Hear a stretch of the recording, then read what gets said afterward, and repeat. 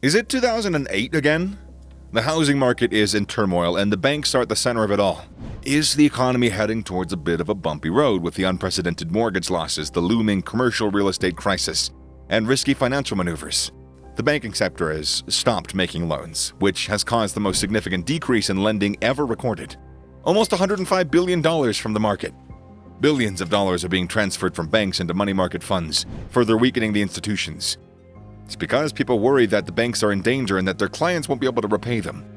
According to the American Bankers Association, credit conditions are at their lowest point since the pandemic's beginning. Banks are reducing their spending, and bank experts expect credit conditions to worsen over the next 6 months. The whole banking industry is in trouble, and the entire lending market is at risk this time. You might be wondering what lending is. In the lending market, financial institutions like banks, credit unions, and other lenders provide loans to people, corporations, or governments in exchange for interest-bearing repayment. Everyone who's asking who's going to be next to fail after authorities gave Credit Suisse a bill of clean health. Bloomberg recently reported the most significant contraction in lending on record, with almost $105 billion erased from the market in just 2 weeks in March. Trillions of dollars are also draining out of banks and into money market funds, weakening banks further. Fear that banks are at risk drives this trend and makes them weaker. This loss of faith in banks leads to reduced lending, and banks are becoming more cautious about who they can lend money. The banks then develop an unwanted need to cut back on their spending. The American Bankers Association Credit Conditions Index has reached its lowest point since the beginning of the pandemic, suggesting that financial experts predict a decline in credit conditions in the next 6 months. To shore up additional demand, they're bringing something that we never thought we'd see: the 40-year mortgage. Yeah, this all points to a rough time for the economy, and it's crucial to understand what's happening in the lending market and how it could very much affect you. Putting off buying a house for a while is a good idea.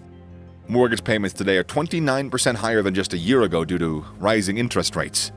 The demand for mortgages has dropped to a 28-year low because many consumers find it challenging to acquire mortgage finance. The Federal Housing Administration has stated that they would start offering 40-year mortgages, so, there's some good news. Although this could seem like a solution, it's vital to remember that these mortgages barely lower payments and they add 10 years to the overall length of the mortgage. They're only accessible to those who require some extra savings since they're overdue on their mortgage. To cut their monthly payment and possibly prevent foreclosure, the FHA can take over their loan and extend the remaining term for 40 years. In essence, this means for banks to keep a homeowner in their home for a lower rate while avoiding the expenses and bother of a foreclosure. This option will eventually be accessible to everyone. Still, it's only available to borrowers who default on their loans and who have received approval for a loan modification. However, 40-year mortgages are a new option and they could be a solution for many people struggling to finance a home. But let me tell you that the economic crisis is not just limited to the housing sector. The crisis in commercial real estate is also developing. Did you know that California's real estate market is infamous for its high prices, making it challenging for many to create a 20% down payment? Yeah, however, the California Dream for All Shared Application Loan offered a remedy. This program provided first-time buyers with a loan for 20% down payment, which they would then repay along with 20% of any profits from the sale of the property. This program was viral, and the entire $300 million budget depleted in 11 days, and 2,300 buyers approved for an average of $133,000 each. While this may seem like a win for first-time buyers, some worry that this program sets a dangerous precedent. By subsidizing down payments, the state creates a financial incentive for housing prices to stay high, which could ultimately hurt buyers if the market crashes. Additionally, this program increases demand without increasing supply, which could lead to further inflation in housing prices. As they say, dreams don't always come cheap. Remember to subscribe to the channel to see more exciting videos in the future. Currently, the housing sector is having some issues, and the financial business is in danger.